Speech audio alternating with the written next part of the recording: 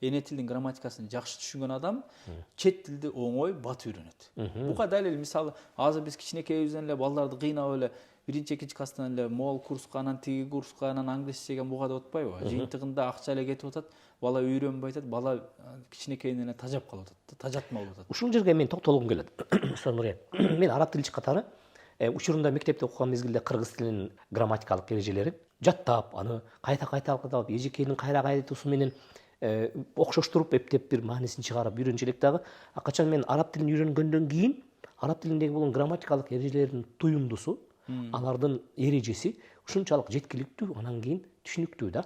Анан салыштырып карап көрсөм, биздики кайсы бир деңгээлде бир жасанмалуулуктайбы же бирдемке ыкталгандай сезилет. Ушуга кандай пикириңиз бар? Ыктаган дегенибиз бир аз туура, анткени чын-чынына келгенде биз баягы көбүнө кыргыз эмес улуттундагыларды, мисалы орустарды болсун, дунган уйгурларды көбүнчө айтып келебиз, кыргыз тилин эмнеге үйрөнбөйсүңөр, эмнеге окутпайсыңар деп. Бир ачуу чындыкты мойнуна алышыбыз керек. Учурдагы биздин кыргыз тилди үйрөтүү методологиябыз, усулубуз башка улуттарга эмес, кыргыз улутунун өзүнө оор. Эмнеге?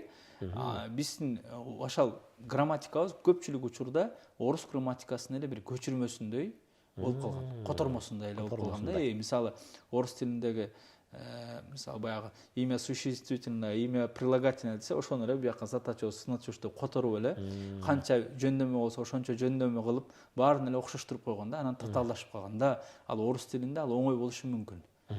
Бизге ал кыйын да. Бизге кыйын. Биз аны жөнөкөйлөштүрүп, биз элге окутканга жөнөкөй кылышыбыз керек. Керек болсо которуп келген учурда дагы биз орусча сүйлөмдү кыргызчага салсак, сүйлөмдүн аягынан башына карап которушубуз керек болуп калат да. Мунун өзү далилдеп турат, орусча эрежелик ыкмалар кыргыз тилине такыр эме отурбайт. Баягы бизде котормо жаат ушундан дагы аксап атпайбы? Бизде демек сиз айтып атпайсызбы, мисалы араб тилинен которгондо дагы биз артынан которобуз, мисалы араб тили менен орус тили бул жагынан жакын.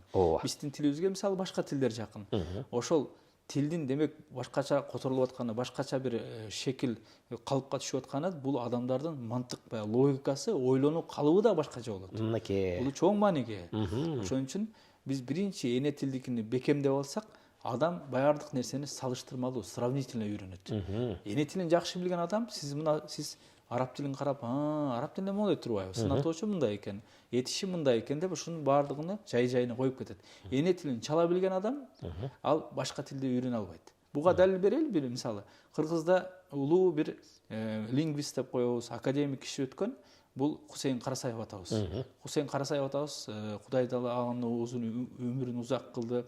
Анын сөздүктөрү, анын көптөгөн тилге кылган мээнети чоң. Ал киши кээ бир изилдөөчүлөрдүн пикиринде, балким мен жаңылып аткандырмын, 21 тилде сүйлөгөн, жазган, которгон киши болгон экен.